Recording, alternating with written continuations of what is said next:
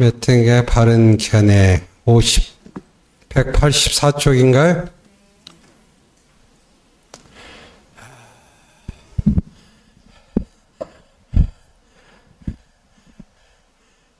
근데 이제 다들 여기 계신 분들은 다 저보다 나이는 한참 아래겠지만은 안 외로우세요? 우울하고 외롭고 고립감 느끼고 슬프고 그런 감정 안 드세요? 때때로는 들어요? 팔자 좋은 소리 하고 있네.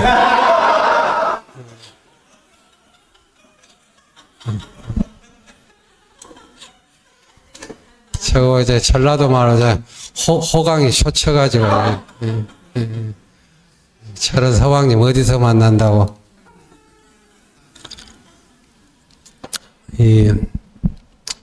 얼마 전에 뭘 보다가 그 고미숙 선생이라고 그렇게 말하더라. 인간이 외롭지 않으려면, 특히 나이 먹어서도 외롭지 않으려면, 우리 외롭지 않으려면 별게 다 나오잖아요. 친구를 사귀라, 사회생활을 해라, 온갖 그 취미를 가져라 있는데 다 좋은데 사람을 만나서 사교하고 취미생활하고 그런데도 인간 존재가, 타고난 인간 자체가 뭔가 허전해요. 외로워요. 아까 이해가 가는 거예요. 이 유시화의 시에 그대가 곁에 있어도 항상 그립다 돼 있잖아요. 근데 그대가 곁에 있어도 나는 왠지 외롭다. 이게 인간 존재 자체가 그래요, 지금. 사이가 아무리 친구건 부부건 부자건 좋고 아무런 흠결 없이 살고 다정하게 살아도 존재 자체가 이게 고독하고 외로운 거예요. 그게 나쁜 게 아니에요. 그걸 두려워하면 안 되는 거죠. 그런데 문제는 그걸 잘 다스리고 성숙시켜야 돼요. 외롭지 않고 고독하지 않고 더 나이 먹으면 특히 그러려면은 가장 중요한 포인트는 건강도 해야 되고 등산부터 해서 봉사활동도 하기도 온갖 것 다 하면서도 중요한 건 공부를 해야 돼요. 공부하지 않으면은 사람은 그게 존재 자체가 외로운 거예요. 슬프고 우울하고. 여러분 선택을 잘 하신 거예요. 그 공부라는 게 무슨 그냥 교환 관계가 중요하지만 쉽게 말해서 여기 말 철학 공부, 인문학 공부, 자기 자신을 잘 들여다보고 생각을 넓히고 생각을 높이고 싹 숙성시키는 그런 공부를 늘 평생 해야만이 이 고립과 우울과 여기에서 벗어나는 거예요, 지금. 그게 중요해요. 그게 공부는 내 곰곰이 생각하니까 뭐가 공부일까? 산수인가 수학인가 더하기가 있고 빼기가 있고 가운데 뭐가 있어요? 제로가 있죠. 곱하기가 있고 나누기가 있고. 어느 날 생각해보니까 우리가 공부를 할 때는 어떤 공부를 해야 되느냐. 부처님 법을 이렇게 공부하는데 초기불교를 그냥 문장을 이해하고 이것도 중요한데 문장을 이해하고 생각하고 받아들이면서 내가 공부가 됐다는 것은 더하기 뺄셈 제로가 잘 되어야 됐다는 생각이 들어요. 빼기라고 하는 건 뭘까요? 뺄셈은 나에게 가지고 있는 잘못된 생각들, 잘못된 습관들 이런 것들을 자꾸자꾸 이게 빼내는 거죠. 더하기는 뭘까요? 좋은 생각들을 계속 이게 쌓아놓는 거란 말이에요.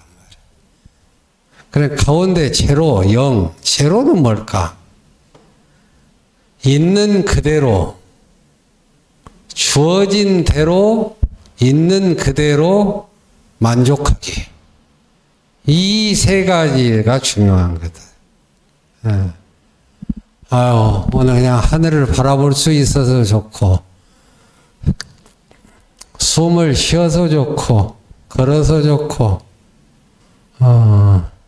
물을 마실 수 있어서 좋고, 오늘 가서 그냥 좋은 것들과 공부해서 좋고, 그 자체가 좋은 거야. 내한테 주어진 거.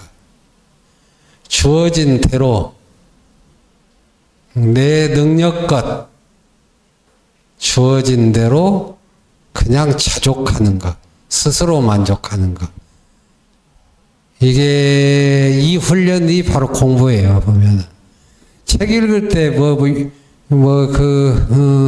여러분, 이 공부해가지고, 이렇게 고시 볼 거 아니죠? 고시 안 볼 거죠? 고시 바짝 쿠데타만 일으키더라. 그래서 읽으면서 어떻게 돼요? 정말 그런 거 느끼죠? 아, 좋다, 이 자체로. 야, 이 문장 참 좋다. 이게 정말 그렇네 하고 희열을 느낀단 말이에요. 바로 그것이 있는 그대로 만족하기, 제로.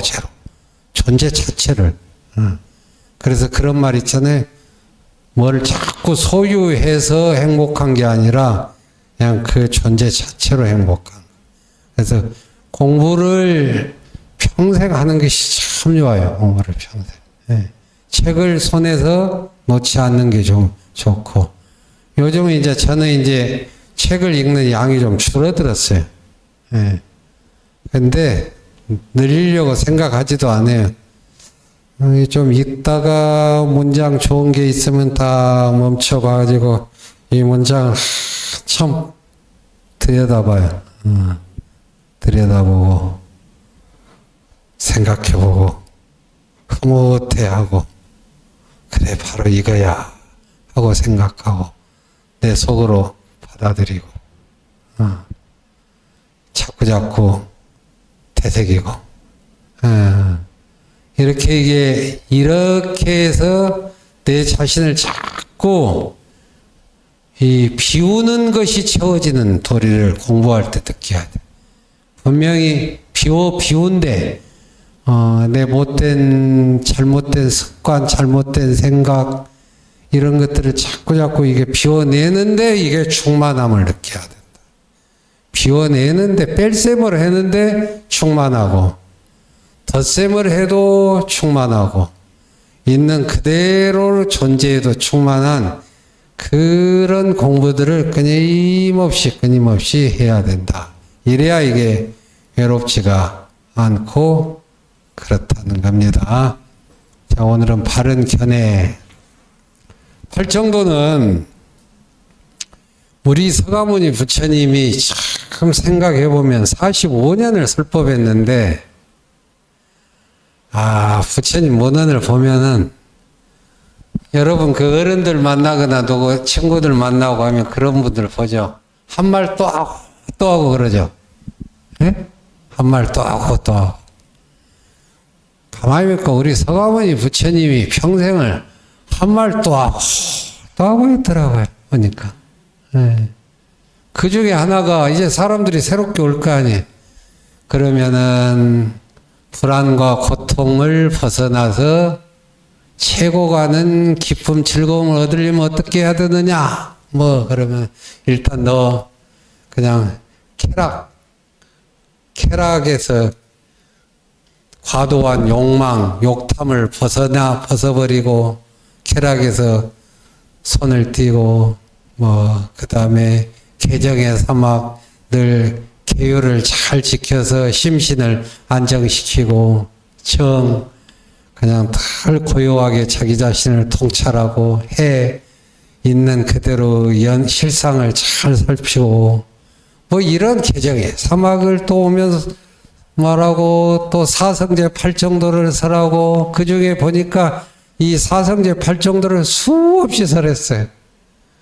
예. 그럴 수밖에 없죠. 예. 그만큼 서가모니 부처님이 평생 설하신 교설 중에 사성제 팔정도는 굉장히 널리 많다는 거예요.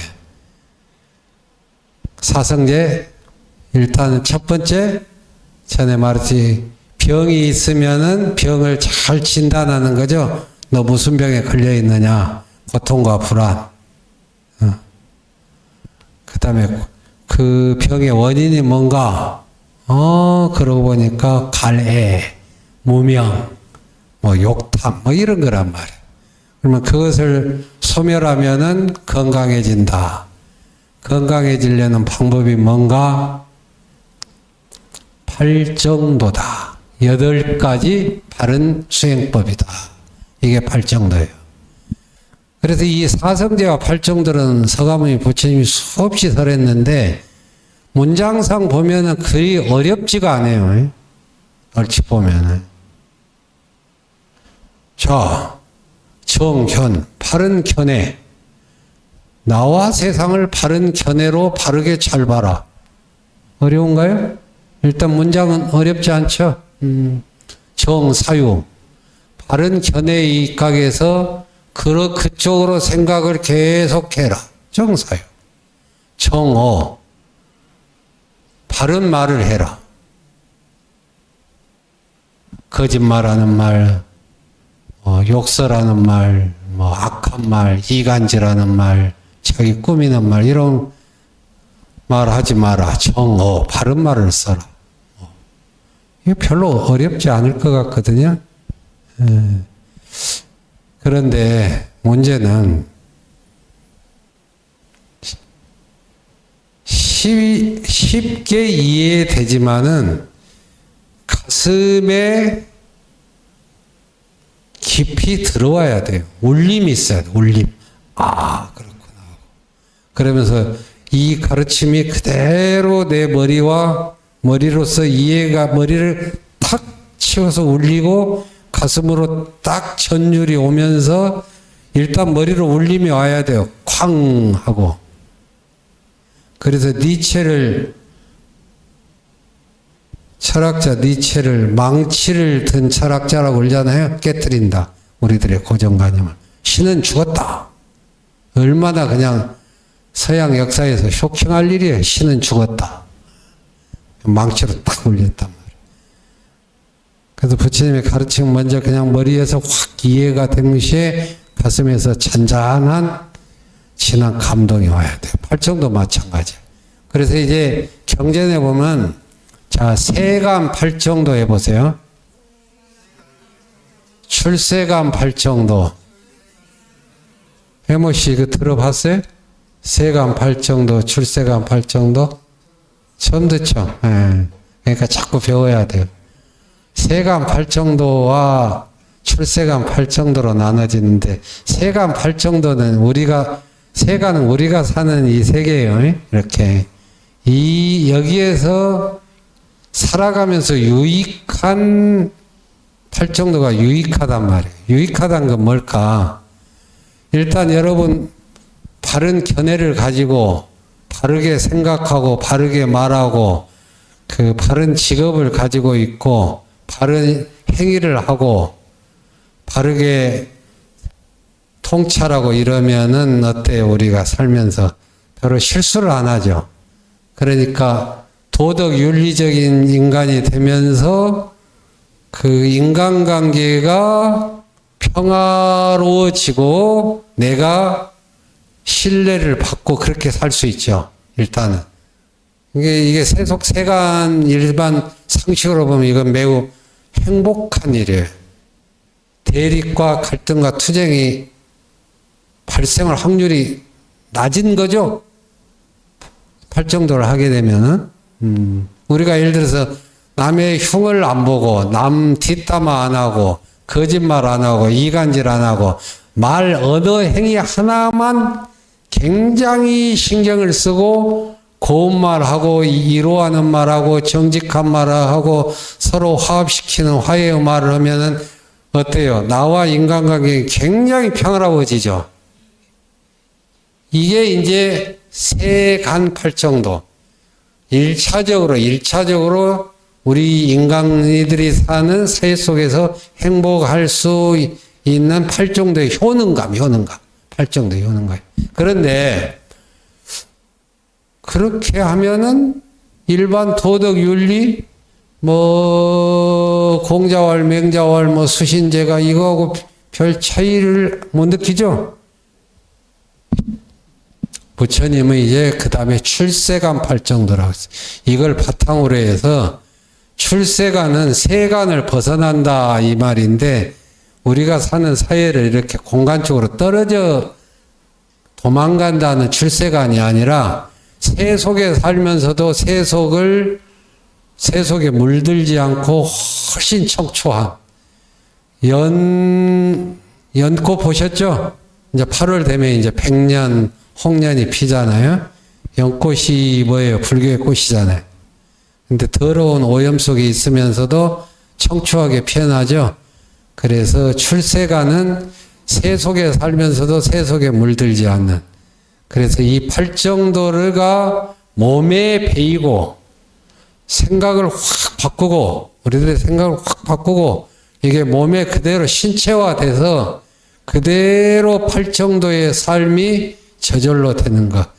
그러니까 이 형식과 도덕 교양을 떠나서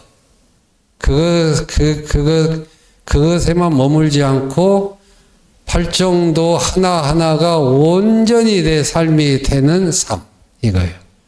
그러니까 서가모니 부처님은, 수행자들은 팔정도를 수행하면서 번뇌, 망상, 무명이 깨지고 나중에 이제 큰 깨달음, 성숙한 삶이 오죠.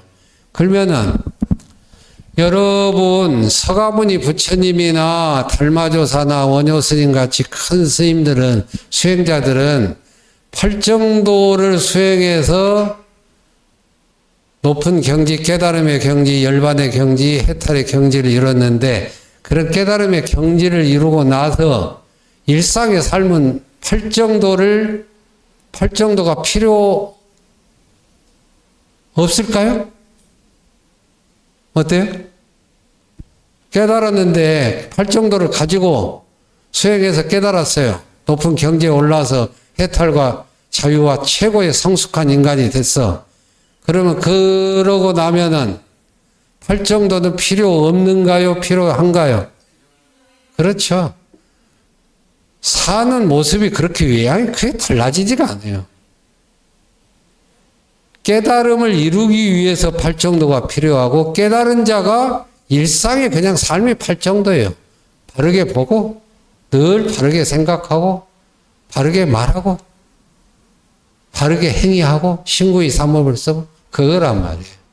이게 이제 출세간 팔정도다. 우리는 그래서 도덕과 교양과 우리들의 내 삶을 정화시키고, 그러한 세간의 팔정도와 더불어서 이것을 내 몸과 마음으로 깃들게 하는 깨달음으로 이르게 되는 팔정도.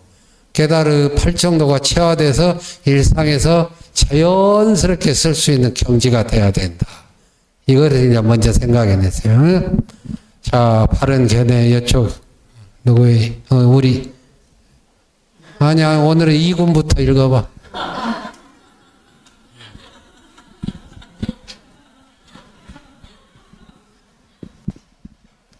군 양 요즘 안 쓰죠? 그 프로야구가 81년도인가 출범했죠. 82년도. 그때 경기 보면은, 우리 그때 해태 타이거지? 경기 보면 이렇게 됐어요. 자, 4번 타자, 이렇게 갖고, 누구였죠? 그때? 김봉현이. 딱 치면, 김봉현 군이 홈런을 쳤습니다. 이렇게 됐어요. 그때 보면. 김봉현 군이, 김성환 군이 이랬어요. 그때는. 예. 이해모 군이 한번 해보세요. 이해모 군이 있겠습니다. 그 다음에 김미정 양한테 넘기겠습니다. 네, 바른 견해란 무엇인가? 팔정도의 첫 번째 항목으로서 붓다의 가르침에 대해 바른 이해를 갖는 것을 말한다. 바른 견해는 팔정도의 출발점이 되는 동시에 나머지 7 항목들에 절대적인 영향을 미친다. 이것이 철저하지 못하면 이후의 다른 항목들에 대한 닦음 역시 온전할 수 없다. 따라서 팔정도의 실천은 바른 견해와 더불어 온전하게 진행된다고 할 수 있다. 팔정도는 도성제의 실제 내용이며 또한 도성제는 사성제를 갈무리하는 위치에 놓인다. 따라서 사성제의 완성을 위해 바른 견해의 중요성은 아무리 강조되어도 지나침이 없다. 사성제 이러이러한 것은 고통과 불안이다. 이러이러한 것은 고통과 불안의 원인이다. 고통과 불안이 소멸된 열반의 세계가 있다. 열반의 세계를 성취하기 위한 길이 있는데 그 길은 방법은 8가지 팔정도가 있다. 이 말이에요. 자, 그 다음에 뭔 양인가 거기는요? 김양이요? 김양 읽어보세요. 대40경에서는 바른 견해의 중요성을 다음과 같이 말한다. 비구들이여, 이 가르침 안에서 바른 견해는 선행하는 것이다. 비구들이여, 바른 견해가 어떻게 선행하는가? 비구들이여, 바른 견해를 조건으로 삿된 견해가 소멸하고 또 삿된 견해를 조건으로 생겨난 무수한 사악하고 불건전한 상태가 소멸한다. 이와 같이 바른 견해를 갖추는 것은 실천, 수행의 측면에서 절대적으로 중요하다. 특히 이것은 깨달음을 모토로 하는 불교라는 종교에서 더욱 그러하다. 바른 견해란 깨달음의 또 다른 표현이라고 할 수 있다. 이것은 불교의 본래적 측면에 해당한다. 팔정도의 실천은 바른 견해의 성격에 따라 그 차원이 달라진다. 따라서 경전에서는 세간적인 바른 견해와 출세간적인 바른 견해를 구분하여 설명한다. 전자를 확립한 사람은 바른 안목으로 많은 공덕을 쌓으며 살아간다. 그러나 본래로부터 완전히 자유롭지는 못하다. 이것은 다음과 같이 기술된다.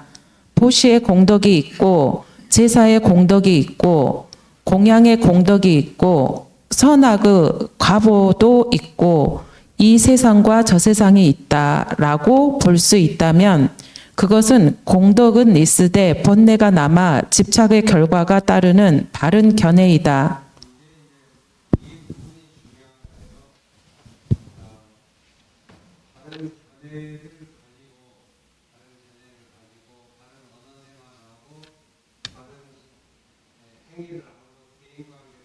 보게 되면 여기에는 여기 공덕이 있다고 그러죠. 그 공덕이 뭘까요?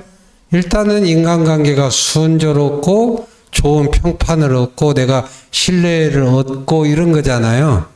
근데 그것만 가지고 삶이 되나요? 중요한 것은 번뇌망상이라고 그랬죠. 내가 무엇에 집착하는 것, 내 마음속에 뭔가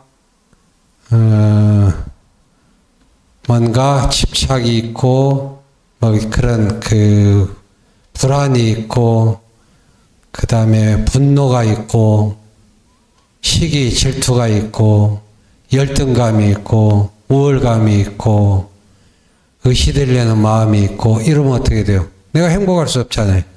그래서 중요한 것은 동일한 행위를 하더라도 최종의 목표는 한 2단계, 마지막 단계는 번뇌, 망상, 집착, 잘못된 생각들을 완전히 소멸시키는 걸로 나가야 된다. 그래서 세간의 팔정도, 출세간의 팔정도. 자, 그 다음에요. 세간적인 바른 견해를 갖춘 사람은 사회의 모범이 될 수 있다. 예컨대 이웃에게 베풀 줄 알고 스승을 공경하며 윤리적 가치를 저버리지 않는 건전한 모습을 보일 수 있다. 한편 출세간의 바른 견해는 일체의 번뇌로부터 완전히 벗어나도록 해준다. 거룩한 바른 도를 닦는 자에게 지혜, 지혜의 기능, 지혜의 힘, 법에 대한 분별이라는 깨달음의 요소, 바른 견해라는 도의 요소가 생겨난다. 비구들이여 바로 이것을 거룩하고 번뇌 없는 출세간의 도의 요소에 해당하는 바른 견해라고 한다.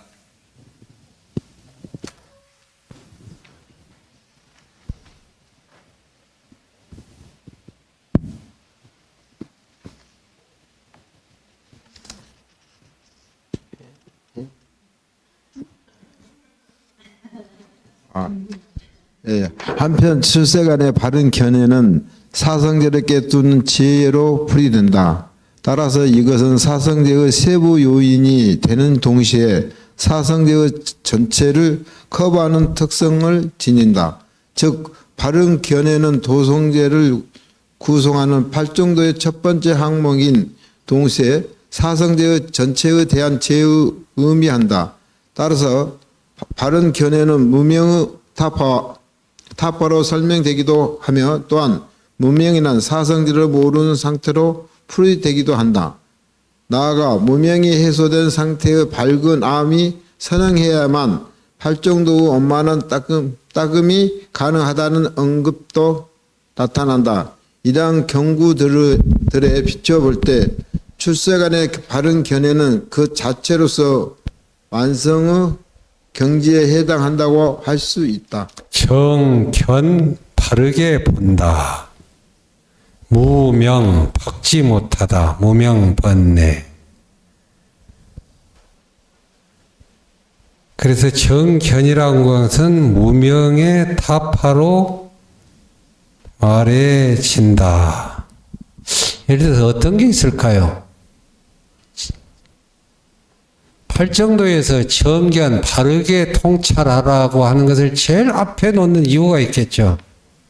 이걸 전제하지 않고 바른 통찰 바르게 보지 않고 그의 나머지를 아무리 열심히 한다 해도 이것은 이게 헛발질이거든요.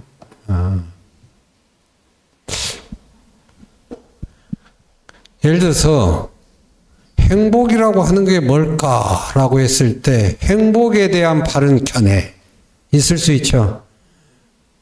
근데 누군가는 행복이란 그냥 무한한 욕구의 충족이고 1등이고 상위 클래스에 들어야 되고 명성을 얻어야 되고 이 안이비설신이 육근 감각을 그냥 최대치로 그냥 쾌락을 높이고 막 이런 식으로 행복을 바라본다고 합시다. 그럼 어떻게 되겠어요? 그게 아무리 이제 기타 등등은 안 되는 거죠. 바로 이와 같은 거다. 그래서 정견은 바른 견해라는 건 다른 표현으로는 잘못된 생각임을 통찰하는 게 바른 견해예요. 그러겠죠? 내 자식만 귀하다라고 하는 생각은 바르지 않죠? 바로 이와 똑같은 거죠. 자, 그 다음에 세간적인 바른 견해는 출세간의 바른 견해로 나아가는 밑거름이 될 수 있다. 그러나 둘 사이에는 분명한 간극이 자리한다. 세간적인 바른 견해를 유지하기 위해서 지속적인 노력이 필요하다.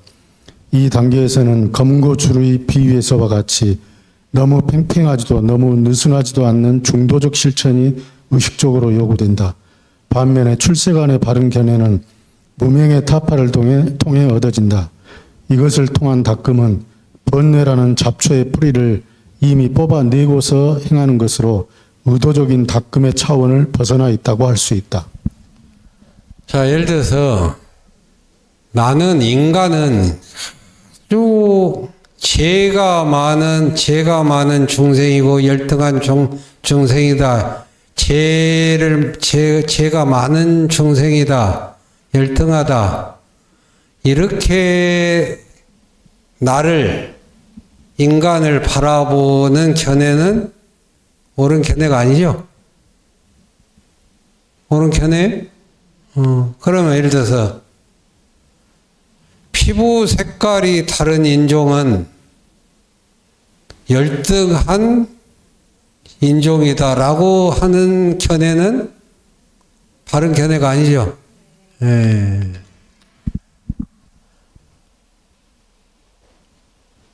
몸은 열등하고 제약의 것이고 정신과 마음은 우월하다. 이런 견해는 어떤가요? 옳은 견해 아니죠? 예. 그럼 옳은 견해는 뭐예요? 몸과 마음은 서로 연결되어 있다. 연기적 관계다. 이렇게 보는 게 옳은 견해죠. 그래서 옳은 견해는, 정견은 이 초기불교 니카이를 떠나서 우리 사회에서 얼마든지 생각할 수 있어요. 모든 인간은 존엄한 존재이다.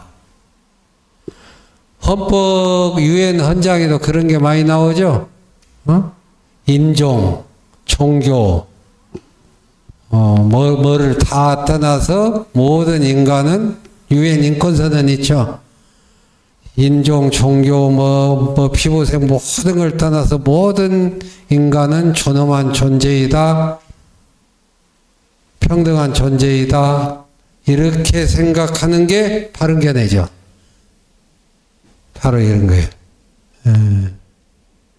아까 행복하다고 하는 건 어떤 것일까? 이런 게 이제 바른 견해에 해당되는 것이죠. 그래서 바른 견해의 바탕으로 해서 두 번째 정사유를 넘어가야 돼요. 자, 바른 의향 봅시다. 근데 한자로는 정사유죠. 바르게 생각하라는데 이 필자는 의향이라고 그랬어요. 향은 뭐예요? 동쪽 방향, 향이라고 그러죠. 어느 방향. 그러니까 그쪽으로 기운다는 뜻이에요, 지금. 생각을 하되 그쪽으로 신경을 집중한다, 마음을 쓴다가 바른 생각이라는 게. 자, 우리가 생태 환경 운동을 하면서 우리가 이런 생각하죠. 인간 중심의 사고를 하지 않고 붓다의 연기론에 바탕에서 인간 중심을 벗어나서 동물 중심을 벗어나서 식물도 벗어나서 뭐가 있어요? 땅도 있고 공기도 있고 이 세상의 모든 것들이 서로 뗄래야 뗄 수 없는 관계 속에서 맺어진 거대한 한 생명이다라고 보는 것이 팔정도의 정견이겠죠? 정견이에요. 그러면 그런 생명관을 가진다면 우리는 평상시에 어떤 쪽으로 생각을 해야 돼요? 동물이 있으면은, 꽃이 있으면, 나무가 있으면은, 모든 생명체를, 한 몸의 생명체다 해서 존중해야 되겠구나. 이런 쪽으로 생각이 자꾸 기울죠. 이게 정사유란 말이에요. 이게 정사유. 그래서 정견의 바탕에서 그쪽 방향으로 자꾸 생각을 하는 것. 예를 들어서 내 주변의 것들은 고마운 존재인가 적대적 존재인가? 어떻게 생각해? 고마운 존재죠.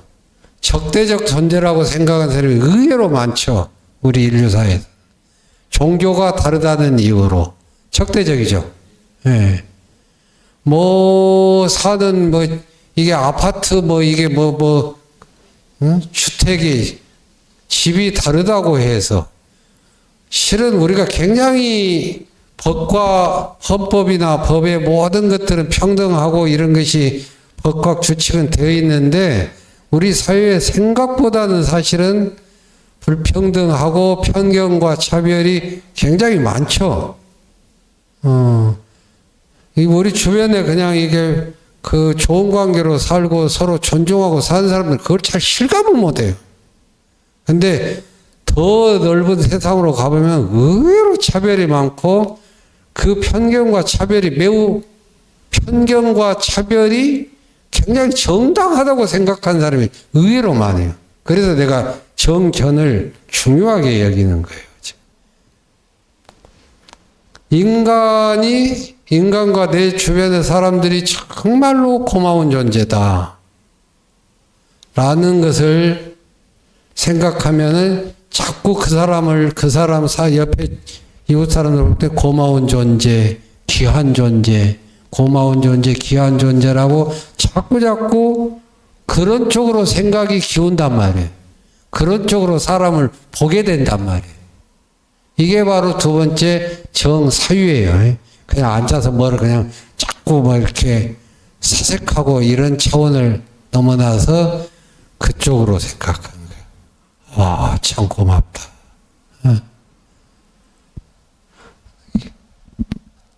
제가 산중에 사니까 딱 일어나면 요즘은 밤에 소책새 소리 쫙 걸고 다리 밟으면은 정말 그렇게 달이 고마울 수가 없어.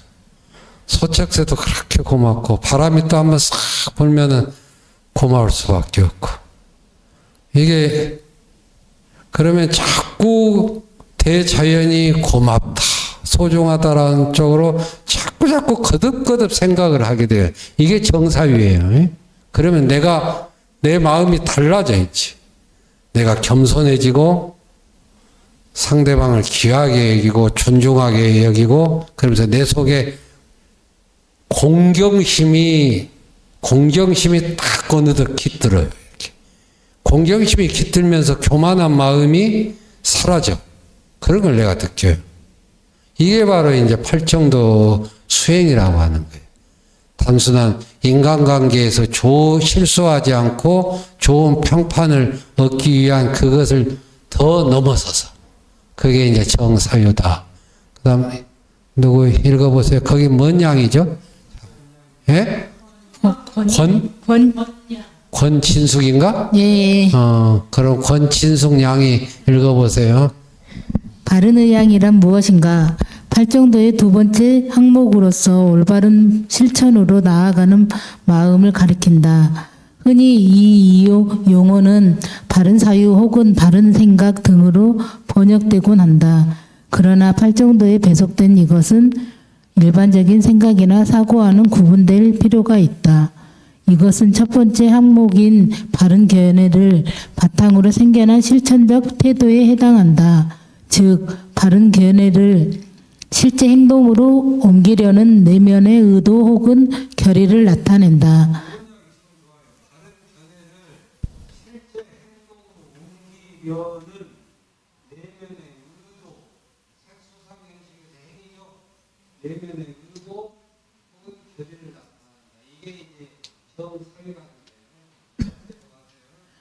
한역에서는 이러한 뉘앙스를 살려 정지 즉 바른 뜻으로 번역하기도 한다.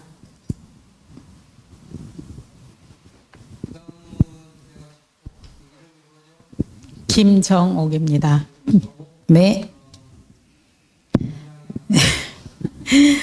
바른 의향은 다음과 같이 풀이된다. 바른 의향이란 무엇인가? 감각적 욕망으로부터 떠나려는 의향, 성내지 않으려는 의향, 해치지 않으려는 의향이다. 이것을 바른 의향이라고 한다.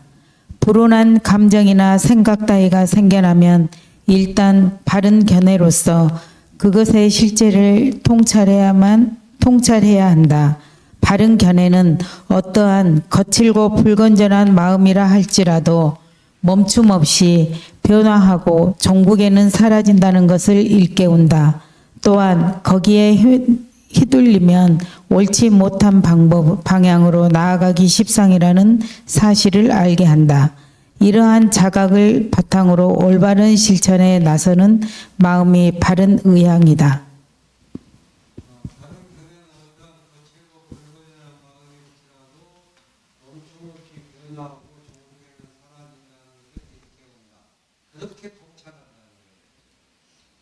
나에게 분노가 있고 질투심이 있고 열등한 마음이 있고 속도가 버릇이 있든 하더라도 그것을 통찰할 때는 어때요?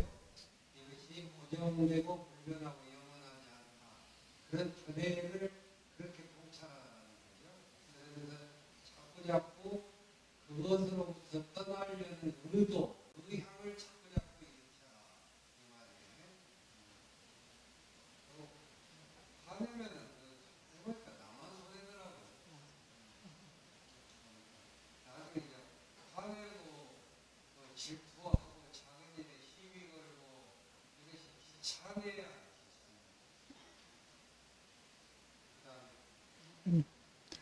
바른 의향은 지혜의 성취 여부에 따라 두 가지 차원으로 나뉜다. 비구들이여 바른 의향에 대해 나는 두 가지가 있다고 말한다. 비구들이여 공덕은 있으되 번뇌가 남아 집착의 결과가 따르는 바른 의향이 있다. 또한 비구들이여 거룩하고 번뇌가 없는 출세간의 도우 요소에 해당하는 바른 의향이 있다. 전자는 세간적인 삶에서 요구되는 일상적 차원의 바른 의향이다. 반면에 후자는 멸성제 혹은 열반을 실현한 이들이 닦아 나가는 것이다. 옳고 그름에 대한 분명한 견해는 그 자체로서의 행위에 절대적인 영향을 미친다. 그러나 그것만으로 모든 것이 다 해결된다고 볼 수 없다. 인간은 이성적인 존재인 동시에 감성적인 존재이기도 하다. 실제로 우리는 많은 부분을 감성에 의존하여 살아간다. 따라서 때로는 관용과 아량으로 자신과 타인을 감쌀 필요가 있으며 적당한 선에서 물러설 줄 아는 여유도 가져야 한다. 그러한 경우 이성적, 합리적 판단만을 절대적인 기준으로 삼을 수 없다. 이때 부각되는 실천적 덕목이 바른 의향이다. 이것은 자신이 옳다는 생각마저 뛰어넘을 수 있는 담대함을 요구한다.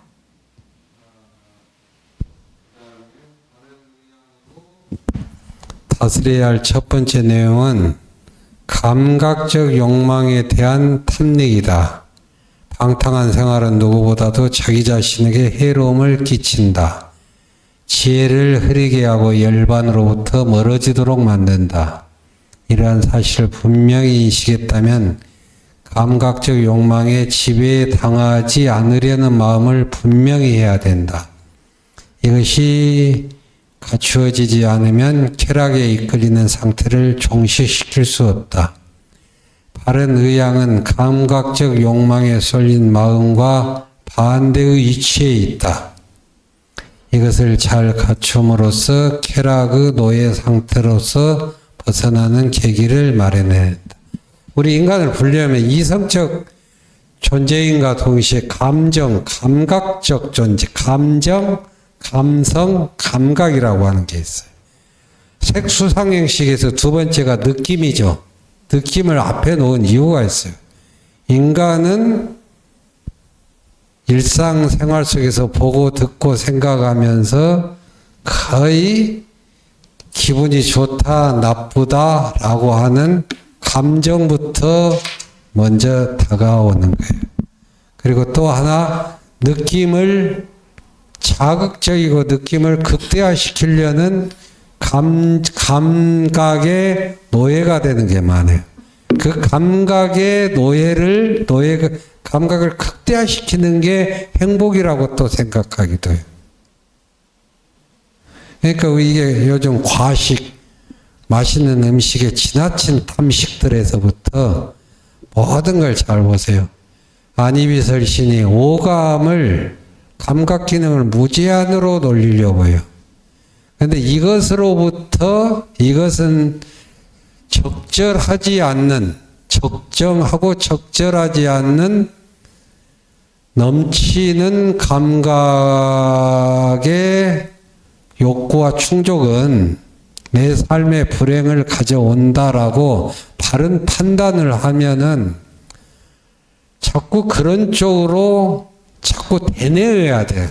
이게 바른 사유는 뭐냐면 일상생활 속에서 자꾸 되뇌이는 거예요. 지나친 비교 분별에서 내가 우월감을 느끼거나 열등감을 느끼는 것은 올바른 것이 아니다 라고 대내에 있는 것이 정사유 바른 의향이더라고요. 내가 볼 때. 뭐 앉아서 뭐 심오한 것을 자꾸 헤아리고 사색하는 게 아니고. 그래서 이게 두 번째 정사유 바른 생각 바른 의향은 바른 견해 입각에서 대내에 있는 연습을 잘 하는 게 정사유의 기능일 것 같더라고요. 보니까. 예. 저는 요즘 이제 가끔 손님이 찾아오는데 참 힘들게 하는 손님들이 많아요. 덜어 있어요, 덜어. 좀 차 마시면서 대화해서 좀 조리 있게 좀 이야기를 하면 좋은데, 막 횡설수설을 하는데 그냥 막 이게 관심 없는 주제를 가지고 뭐 그냥 스님 앞에서 주변에 뭐 사람들 막 욕하고 험담하고 이러면 내가 정말 힘들어지는데 그때마다 바른 견해를 가지려고 하죠. 이 사람이 얼마나 힘들면 내한테 와서 이럴까. 그러면서 자꾸 이 사람을 차별해서는 안 된다. 인내를 가지고 무심하게 듣자라고 자꾸 대내요. 그게 보니까 팔정도의 두 번째 정사유더라고요. 그쪽으로 생각하는 거. 무심으로 대하다. 차별하지 말자. 얼굴 표정에 그냥 싫은 표정 짓지 말자. 이런 거.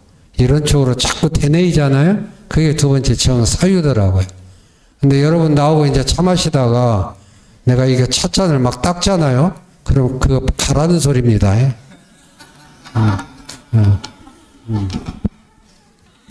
시간을 내가 막 피곤하고 뭐하고 하면은, 그래갖고 내가 기분이 좋으면은 차를 이제 녹차로 젓다가 오룡차 젓다가 막 바꿔요.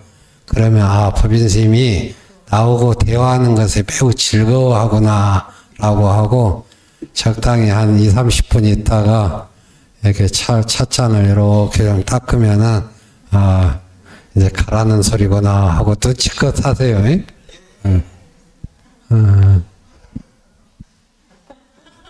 뭐라고요?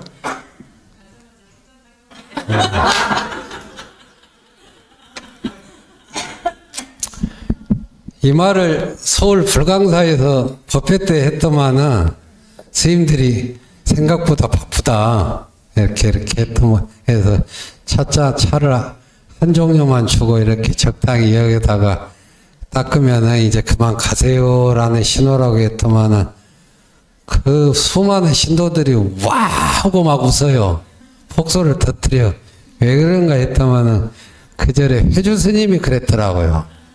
그러니까 다들 아이고 우리 회주 스님이 그리 우리를 안 좋아했구나 이러더라고요. 자, 이거 하고 끝냅시다. 그 다음에 뭔가요?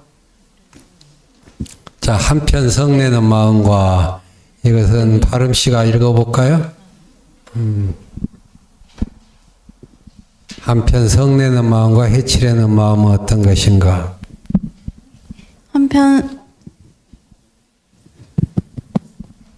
한편 성내는 마음과 해치려는 마음은 어떠한가? 이들은 주로 타인과의 관계 속에서 발생한다. 이러한 폭력적 성향들은 자신만이 옳다는 그릇된 견해와 자만에 근거해 있다. 자, 중요한 포인트죠. 폭력적 성향들은 자신만이 옳다는 그릇된 견해. 팔정도의 첫 번이 정견이죠. 그러면 정견은 뭐예요? 내가 틀릴 수도 있다는 견해죠. 네. 이러한 주장들이 모든 사람에게는 맞지 않을 수도 있겠다. 이게 정견이죠. 우리 사회에 이렇게 정견은 이 부처님의 정견을 바탕으로 해서 수없이 진화할 수 있는 거예요, 지금. 네. 돈이 인생의 전부가 아니다라는 견해는 바른 견해요, 틀린 견해요? 돈이 인생의 전부가 아니다. 어떤 사람들은 그거 맞아요, 그래. 천편일률적으로 안 맞죠? 돈이 절실한 사람한테는 그 순간에 돈이 인생의 전부예요. 그렇죠? 예, 이렇게 이게 견해라는 게 이만큼 다 이게 다른 거예요. 자, 계속 하세요. 또한 이것은 불현듯이 터져나와 순식간에 걷잡을 수 없는 상황으로 몰고 간다. 그리하여 주변의 사람들에게도 상처를 남기고 스스로에 대해서도 자괴감과 고립을 가져온다. 이것을 막기 위해서는 자애의 마음을 길러야 한다. 자애란 모든 존재들이 잘되고 행복하기를 바라는 마음이다. 이것을 닦음으로써 자신과 타인 모두를 행복으로 이끄는 너그러움과 유연함을 갖추게 된다. 자애와 더불어 성내는 마음과 해치려는 마음은 치유된다. 자, 이제 자애, 모든 존재들이 잘 되고 행복하기를 그렇게 되뇌이는 거죠, 우리. 이게 정사유란 말이에요, 여기에서. 왜? 내 이웃이 행복해야 나도 행복하다. 이게 바른 견해죠. 말은 쉽죠. 근데 생각보다 그렇지 않은 사람이. 한번 단순히 생각해 보세요. 내 이웃이, 내 가족이, 내 친구가, 내 자녀가, 내 이웃이 건강하고 행복해야 나도 행복할 수 있는 거 아니에요? 그렇죠. 그럼 그렇게 바라고 내 이웃이 친지가 행복하고 잘 되기를 바라고 자꾸 되뇌인 거. 이게 팔정도 저한테 정사유라고 그러니까요. 어떤 정치인들은 그런 사람들이 있더라고요. 참 보면 진심이 느껴지는데 나는 저쪽 정당이 정말 잘 되기를 바란다고 하는데 가만히 보면 빈말이 아닌 것 같아. 이게 뭐 이 정당 저 정당 나눠지잖아요. 그럼 여러분 민주당만 잘 되고 국민의힘은 잘 안 되면은 어떨 것 같아요?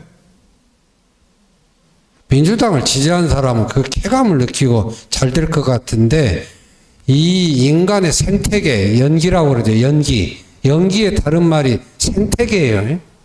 생태계 이치상 보수정당, 저쪽 정당이 잘 되어야 돼요. 소위 또 어떻게 말하는 노동자들을 위하고 뭐하는 진보당인가요? 진보당 이런 정당들이 잘 되어야 돼요.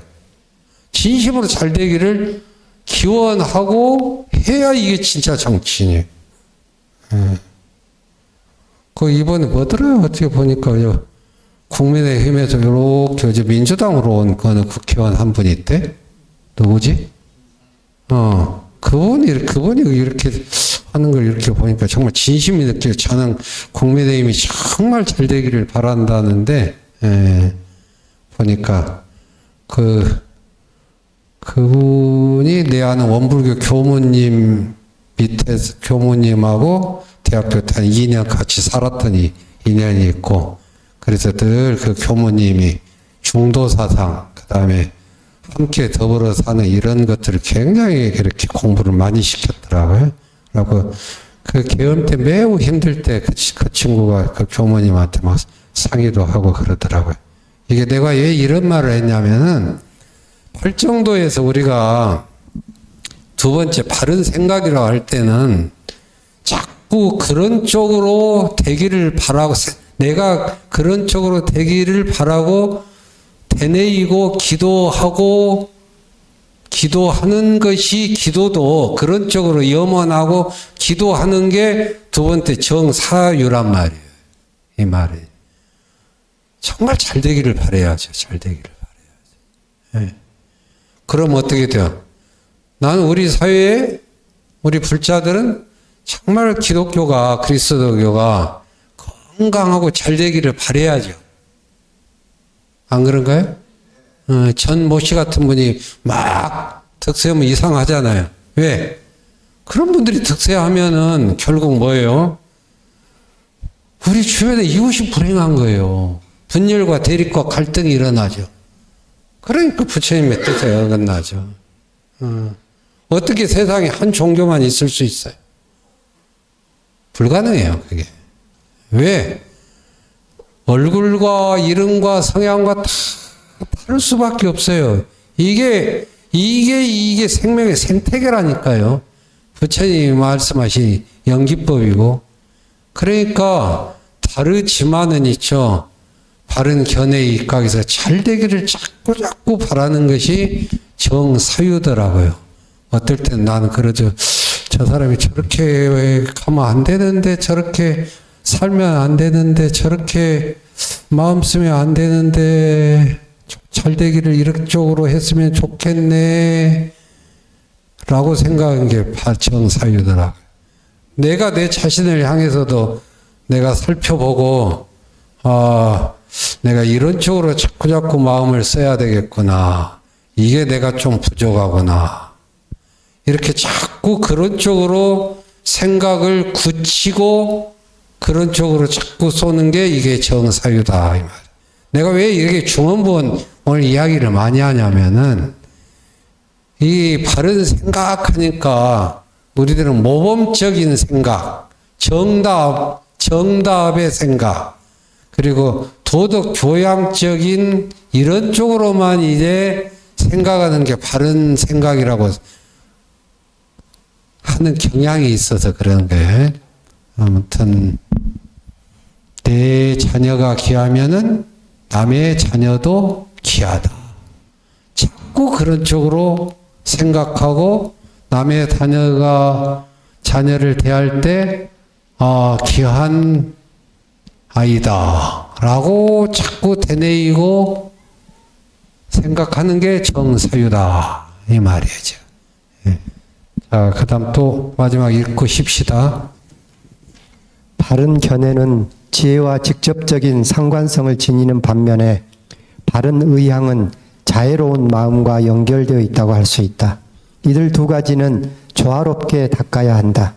그러지 않고 어느 한쪽에 치우치면 무정한 사람 혹은 감정에 휩쓸리는 나약한 사람이 되기 쉽다.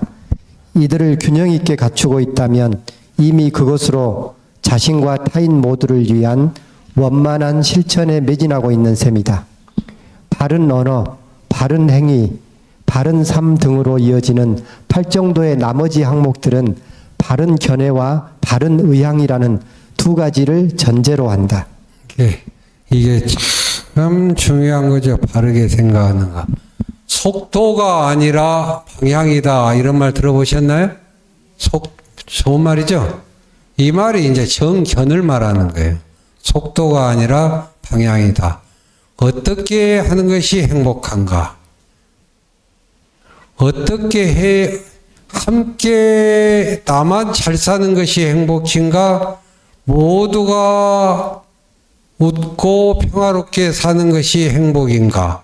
이런 우리는 수많은 질문을 하게 되죠. 이게 바로 그것이 바로 바른 견해예요. 바른 견해는 딱 답이 주어지는 게 아니라 질문할 줄 알아야 돼요. 무엇이 진정한 행복인가? 이렇게 질문하게 되죠. 그러면 거기에 대해서 여러 가지 답을 생각하는 게 바른 견해고, 그 바른 견해에 입각해서 그런 쪽으로 자꾸 생각을 굳히는 것. 그래서 경전에는 한쪽으로 기울어진 나무가 있으면은 마침내는 이쪽으로 기운다 이 말이에요.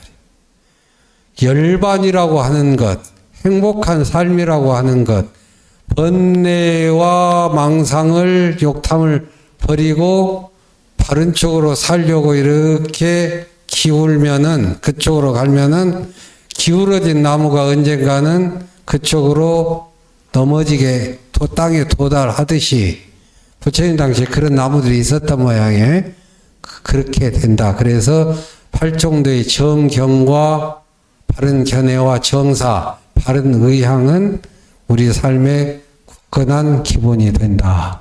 자, 10분만 쉽시다.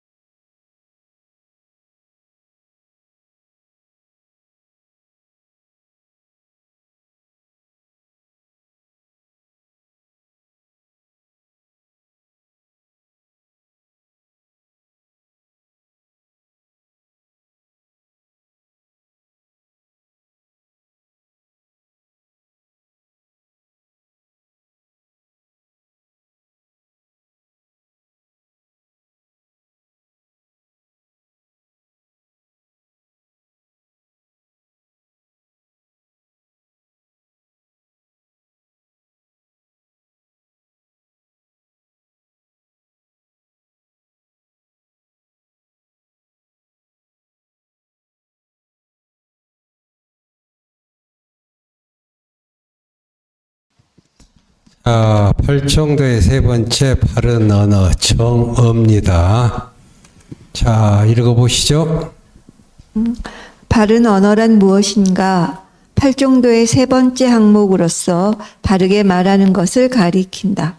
특히 도성제에 속한 이것은 사성제에 입각하여 바른 견해에 부합하는 언어를 구사하는 것을 일컫는다. 바른 언어는 다음과 같이 설명된다. 바른 언어란 무엇인가? 거짓말로부터 떠나는 것, 이간하는 말로부터 떠나는 것, 거친 말로부터 떠나는 것, 꾸며대는 말로부터 떠나는 것이다. 비구들이여 이것을 바른 언어라고 한다. 바른 견해에 부합하는 언어라고 그랬죠. 바른 견해에 부합하는 언어. 천수경 여러분 외우시는 분 있어요? 요즘은 이제 예전에는 천수경 다 외웠는데 천수경이 뭔지도 모르죠. 모르는 분도 있을 것 같은데 천수경에 이제 희박참회 갖고 살생중재 금일참회, 투토중재 금일참회, 사업중재 금일참회, 망어중재 금일참회, 기어중재, 양설중재 금일참회, 악구중재 금일참회가 있죠. 그게 이제 이게 거기에 나와요. 여기에서 바른 언어란 무엇인가? 거짓말로부터 떠나는 것, 이간질하는 말로부터 떠나는 것, 거친 말로부터 떠나는 것, 꾸며대는 말로부터 떠나는 것이다. 비구들이여 이것을 바른 언어라고 한다. 이 양쪽을 생각해야 돼요. 이 이간질하는 말로 떠나는 것의 반대편에는 뭐가 있어요? 서로 화합시키는 말. 거친 말의 반대편에는 부드럽고 아름답고 품 있는 말이 있겠죠. 자기 자신을 막 꾸미는 사람, 나는 이런 사람이다 하는 말로부터 떠나는 것은 동시에 자기를 낮추는 말, 이렇게죠. 그래서 늘 동시적으로 생각하는데 여기에서 떠난다는 말은 거짓말로부터 떠나는 것, 거친 말로부터 떠나는 것, 꾸며대는 말로 떠난다고 하는 것을 좀 깊이 이해하실 필요가 있어요. 그런 말을 표면적으로 현실에서 안 한다는 의미가 있는데 또 하나 불교는 이런 말을 일으킬 생각을 아예 안 내는 거예요. 생각이 안 일어나야 돼. 그게 경지죠. 우리 보면은 자기 자랑을 참 심하게 많게 하는 사람 있잖아요. 이걸 뭐라고 그래요? 여기 기어중재 금일참회. 꾸며대는 말이라고 그랬어요. 꾸며대는 말. 자기 자. 얼마나 많아요. 그냥 드라마를 보고 또 일상에서 보면은 그냥 나는 말이야 하고 그냥 막 하는데 적당히 하는데 지나치면 참 힘들어요. 그냥. 근데 문제는 뭐냐.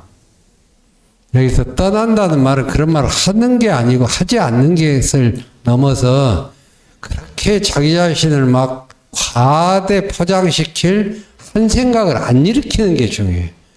이게 바로 수행이에요. 그런 마음이 안 일어나게 하는 것, 안 일어나는 것. 이것이 그래서 색수상 행식에서 의도를 형성하지 않는 것, 이게 굉장히 중요해요. 거짓말을 하지 않는 게 중요한 게 아니고, 그것도 중요하지만, 거짓말을 왜 해? 뭐 이런 것들. 이간질하는 말, 그 말을 왜 해? 안 일어나게 하는 거. 이게 중요해요.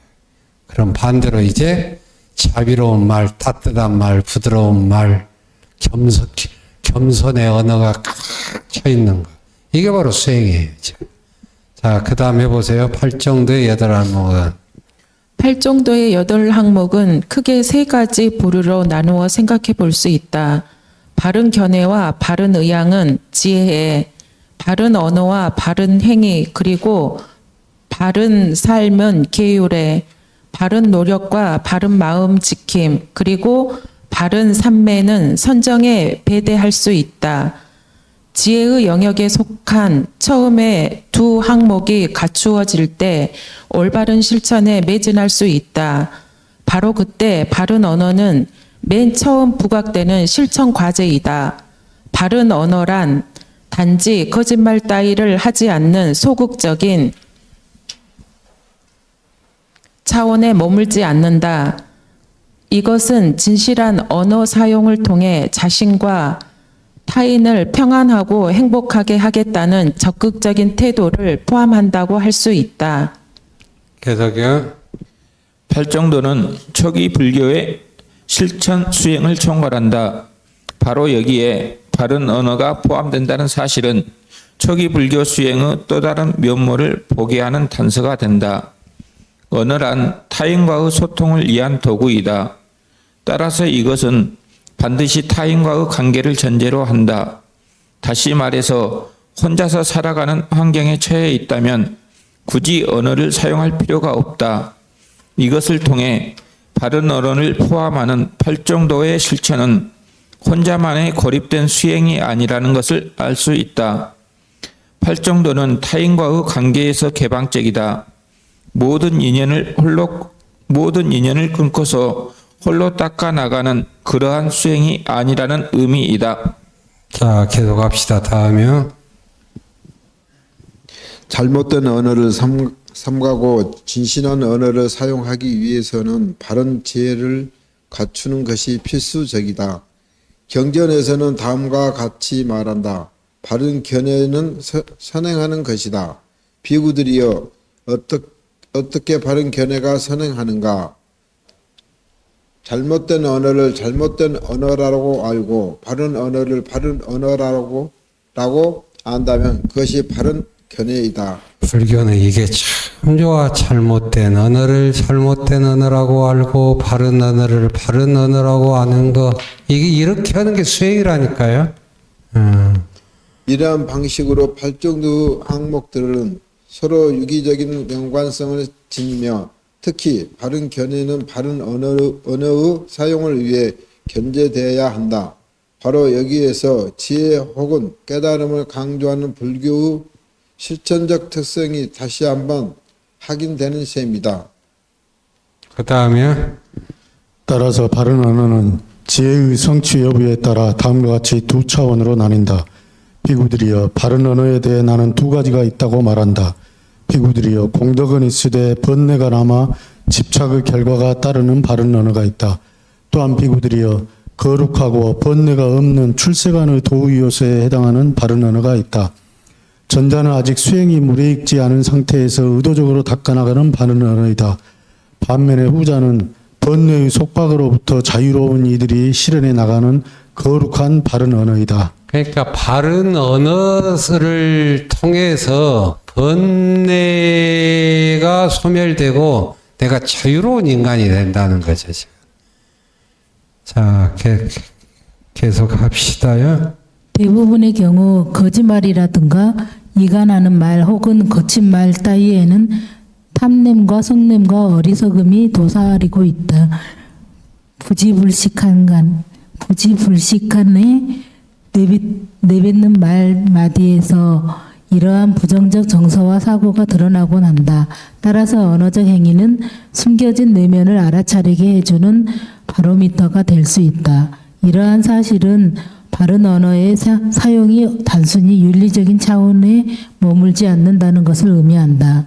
바른 언어는 그 사람의 정신적 수준과 인격의 정도를 드러낸다. 따라서 이것은 탐냄과 성냄과 어리석음을 극복해 나가는 수단으로 활용될 수 있다. 언어 사용이 단순히 의사 교환하고 정보 전달하고 인간관계를 잘 원만히 하는 윤리적 차원에만 머무는 게 아니고 그 사람의 정신적 수준과 인격을 드러낸다고 하는 것. 그래서 그 유명한 비트겐슈타인이 유명한 말 있죠. 언어는 존재의 집이다. 언어는 존재의 집이다. 우리 주변에 보세요. 무엇을 주제로 대화하는 것을 딱 보면 저 사람의 관심사가 어디가 있는가가 딱 드러나요. 그러면 그 언어를 보면은 저 사람은 저런 집에 살고 있구나. 가끔 가다가 데프리테이 하면 아주 100분의 1의 확률로 그런 분을 만나게 되는데, 차담할 때, 그동안 그냥 자기가 아주 스스로에게 잘하고 깊은 일이 있으면 서로 털어놓읍시다 하고 말머리를 열면 대부분이, 사경을 얼마 정도 해가지고 내가 참 이래서 내가 행복했습니다. 뭐 어디 가서 자원봉사를 해서 좋았습니다. 막 이런 대화를 하는데, 가끔 가다가 그냥 최근에 어디다가 그냥 선물 투자를 했는데 이걸 한 10분 정도 이야기하는데, 이게 절에 와서 할 소리가 아닌데 라고 하면은, 너무 신나 있으면, 이게 사용하는 언어를 보면은 그게 틀리다는 게 아니고 저런 의식에 살고 있구나. 그래서 이제 팔정도의 언어, 초기불교에서 정어를 넘어서 나중에 대승불교에서는 언어를 철학적으로 아주 깊게 달라요. 언어는 곧 사유다고 그래요.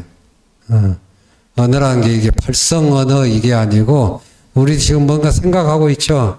그게 바로 언어라는 거예요. 자, 계속 해보세요. 바른 언어는 있는 그대로의 사실에 부합한다.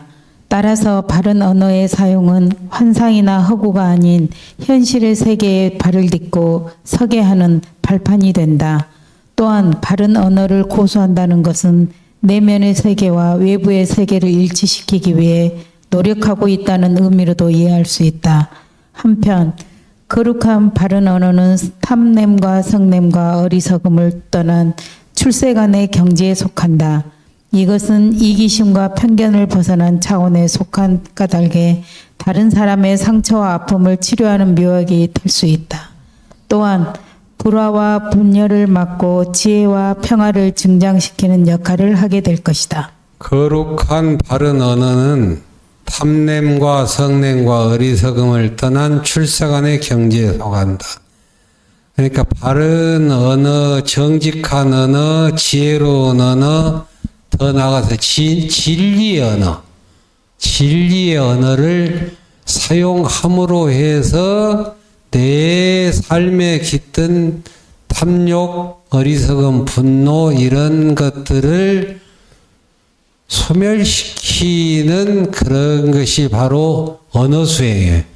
그러니까 바른 언어라고 하는 것은 다른 말로 하면 언어 수행이에요. 말 수행. 예. 말 수행. 말은 곧 의식의 반영이거든요. 근데 우리가 얼마나 우리의 의식이 또 반대로 언어의 말에 지배당하고 있는가를 우리는 생각지도 못하고 있어요. 인간의 이제 언어 철학에서는 인간이 오염되고 잘못 뒤틀어진 게 뭐냐면 의식이 언어의 지배를 받는다고 생각해요. 우리 각자가 태어날 때, 각자 부모님 집 환경에서 태어날 때, 그 첫째는 부모님이나 형제들이나 거기에서 주로 했던 소리 듣겠죠? 예. 그럼 그 언어에 주체적으로 누가 생각을 해요? 어릴 때 그냥 듣지. 내 아는 분은 목사님 아들인데 교회를 안 나가요. 왜 안 나가세요? 그러니까 어릴 때부터 그냥 이 교회 성도님들이 그냥 자기한테 이 세계는 두 종류의 교회를 나가는 사람과 안 나가는 사람이 있고, 학교를 가더라도 교회에 나가지 않는 친구들하고는 어울리지 말라고 있죠. 이 단적인 예로 이런 소리를 듣고 살게 돼 있어요, 어느 환경에. 그러면 갔다 가면은 그 소리를, 말을 옳다고 믿어요, 사람들은 되게. 생각해보면 우리가 참 이 세상에 그냥 던져졌어. 태어난 자체가. 왜 던져졌느냐? 주변에서 그냥 딱 태어나고 1살, 2살, 3살 하는데 그냥 주변에서 부정적인 소리를 하는 부정적인 같은 상황에서도 부정적이고 원망하는 소리를 하는 그런 소리를 듣고 살기도 하고 고맙고 감사하고 긍정적인 소리를 하는 말을 듣고 살기도 해요. 그러면서 내가 만들어지는 거잖아요. 이만큼 언어가 중요한 거예요. 언어가. 우리가 언어에 지배당하고 언어에 오염되어 있다. 그러니까 또 하나, 그러니까 언어 생활을 참 잘해야 된다는 거죠. 긍정적이고 받고 감사하는 그러한 언어 생활을 하게 되면은 이 생각이 바꿔져야 돼. 생각. 그러니까 생각, 어떤 의도, 생각에서 언어가 나오기도 하지만 또 하나는 언어를 잘 다스리고 좋은 언어를 사용함으로 해가지고 생각이 바꿔져요, 이게. 이게 이제 연기법이거든요. 연기법은 이쪽에서 저쪽으로 일방이 아니에요. 이쪽에서 저쪽으로 가지만 저쪽에서 이쪽으로 가기도 해요. 굉장히 습관을 그냥 부지런한 행위를 하게 되면 나중에 정신도 바꿔지거든요. 내가 지금 이제 마지막 금세게 시도하려고 하는 것이 있는데 될까 안 될까 모르겠어요. 정말 이제는 이제 8월 달부터 이제 새 집에 입주하는데 제발 정리정돈 좀 하고 살자. 이게 내가. 이게 참 안 돼요, 지금, 이게. 그래서 이제는 아예 설계를 그냥 수납장 쫙 해가지고, 이게 아주 유목화 시켜가지고, 해서 정리정돈하고 깨끗이 살자. 이게 정말 내 마지막 인생에 이제 노년에 이게 될까라고 이제 마지막 이 승부를 이게 던졌는데, 왜 이런가? 이게 몸짓을, 생활 습관이 변하면은 이게 생각도 변해지고, 언어를 바꾸면 또 생각이 변해지고, 표정을 바꾸면 생각이 변해지고, 이렇게 그 유기적으로 연관이 되어 있는 거예요. 그래서 언어 생활이라고 하는 것은 아주 일차적인 언어는 거짓말로부터 떠나고, 이간질하는 것도 떠나고, 자기를 막 과대 포장하는 것도 떠나고, 거친 말 욕설에서 떠나고, 그것을 아예 중요한 것은 하지 않는 것도 중요한데 그런 생각이 아예 안 일어나도록. 그러면 정견 잘 살펴보세요. 통찰해 보세요.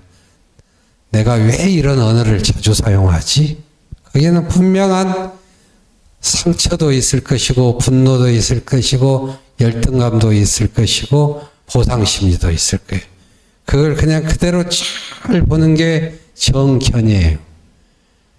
초기 불교에서는 이제 정견은 뭐 사성제를 잘 보는 것이라고 정형화되어 있지만 오늘날 우리는 정견을 다양하게 확장시킬 수 있다는 거죠. 여기서 중요한 것은 언어는, 말은 수행이다. 이게 잘 경청하는 것은 수행이죠. 경청하는 것. 내가 진실의 언어를 사용하는 것은 수행이죠. 또 경청하고 대화하면서 자기 생각의 오류를 발견해내고 바꾸는 것도 수행이죠. 이 팔정도에서 오늘날은 대화, 경청과 대화 수행이 굉장히 중요하다. 근데 여기에서 왜 여러분 그 팔정도에서 바른 언어 할 때 거짓말하지 않고 거짓말하지 않고 이간질하지 않고 욕설하지 않고 왜 이런 말을 썼을까요? 이게 보면은 2700년경이죠. 부처님 당시에. 그 당시 대중의 학문, 지적, 교양 수준이 높았겠어요? 21세기 우리가 높겠어요? 어떻게 생각하세요? 오늘날 우리가 훨씬 높아요. 그 당시에 부처님 제자들 중, 제가 불자 중에서 문자를 해독한 사람이 드물어요. 그래서 지금 이런 이제 말들이 나오는 거예요, 이게. 오늘날이 훨씬 지적 수준이 높고 문자 해독도 높은데 오늘날은 뭐냐? 사람들이 단순하지 않고 너무 꼬여 있어, 이게. 그러니까 번뇌를 퇴치하고 수행하는데 너무 복잡해. 너무 아는 게 많고 아는 것을 묘하게 비틀고 그런 시대를 우리가 살고 있어요. 그러기 위해서는 정말 말을 조심하고 말을 잘 할 필요가 있다. 그래서 나는 그게 요즘은 결혼식 주례도 안 들었는데 예전에 주례 볼 때는 꼭 부부들에게 그냥 서로 존댓말하라고 해. 존댓말. 이상하게 왜 남편들이 부인한테는 말을 엇비슷하게 내리는가 몰라.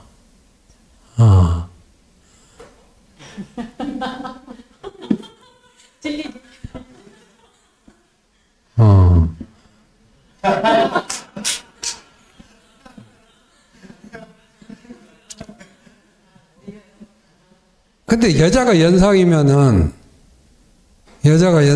여자가 남편한테 말을 좀 내려야 되는 거 아니에요? 근데 또 이게 여자가 연상인데도 이 식당의 남편들은 또 말을 엇비슷하게 내려요. 그게 참 묘한 거예요. 그래서 예전에 그냥 이 부부 사이에 이게 말을 서로 높이는 게 굉장히 좋겠다 해서 옛날 저기 자비신행에 강의할 때 그랬는데 나중에 남자들이 그래요. 선생님 말대로 존댓말을 했더만 싸우는 것이 굉장히 줄어들었어요. 존댓말 하면서 높이면서 싸우니까 좀 어색하더라는 거예요, 이게. 당신이 그러시면 되겠습니까?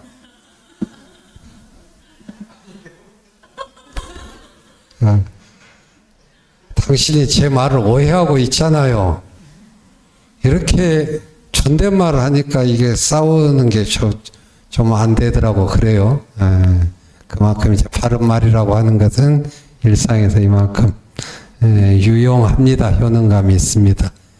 자, 다음이 마지막이죠. 다음 시간이 하는 데까지 해보고 자, 오늘은 마치겠습니다.